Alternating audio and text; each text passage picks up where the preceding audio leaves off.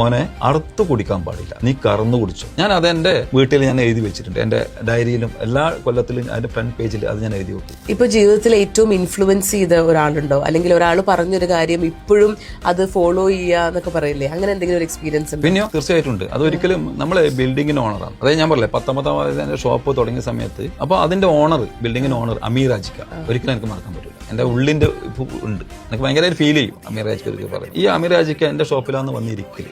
അപ്പൊ ഒരു 2 ആഴ്ച കൂടുമ്പോഴേ വരൂല, ആ ബിൽഡിംഗ് ഒന്ന് ക്ലീൻ ആക്കാൻ വേണ്ടിട്ട് ഒരാളെ കൂട്ടി വരും. ആ സമയത്ത് അമീർ ഹാജിക്ക വരില്ല. അപ്പൊ എന്റെ അടുത്ത് ഇരിക്കുന്ന സമയത്ത് ഭയങ്കര റെസ്പെക്ട് ആണ് എനിക്ക് അയാളോട്.